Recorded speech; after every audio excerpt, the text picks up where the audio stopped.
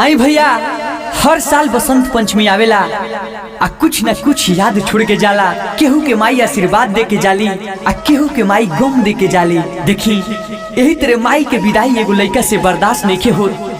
तो आई भैया, हम गायक राजा रंजीत राही रोवा लगन के बीच में ई गाना के माध्यम से सुनावे जाता नहीं। भैया अगर अच्छा लगे तो ही अपना छोट लड़का के छोट भाई के दुलार प्यार आशीर्वाद दे जाए भैया।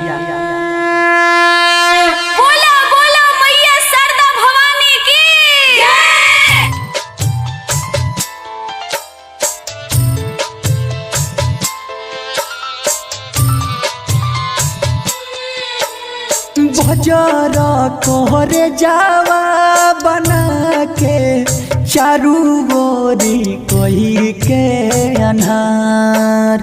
बजारा कोहरे जावा बना के चारू गोरी कोई के अनहार।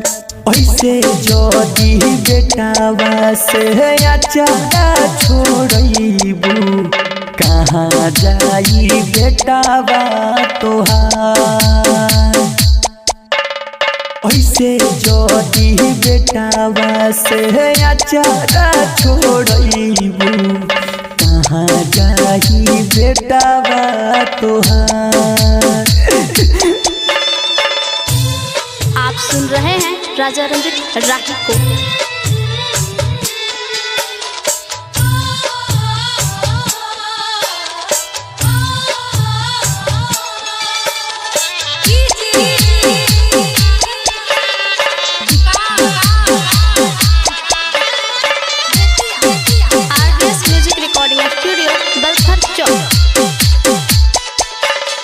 काठी के करे जावा बनैले बारू माई।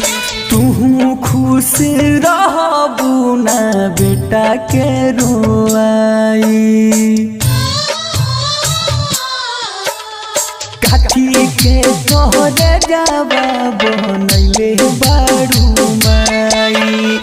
तू खुश रहबू ना बेटा के रुआई। के कराया चरावा में माई बेटा वालू काई हो तोहार। ऐसे जोदी बेटावा से अचारा छोड़बू कहाँ जाई बेटावा तोहार। ऐसे जोदी बेटावा से अचारा छोड़बू कहाँ जाई बेटावा तोहार। आप सुन रहे हैं राजा रंजीत राही को।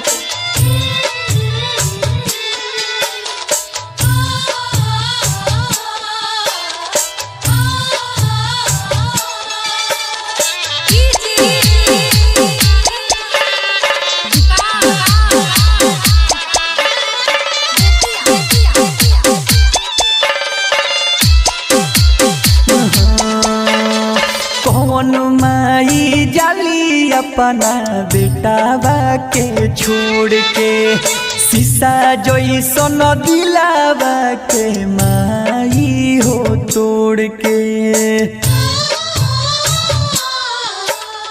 कौन माई जाली अपना बेटावा के छोड़ के शीशा जैसन दिलावा के माई हो तोड़ के।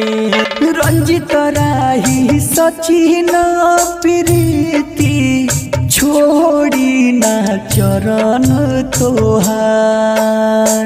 ऐसे जोदी बेटावा से अचारा छोड़बू कहाँ जाई बेटावा तोहार। ऐसे जोनी माई हमसे अचारा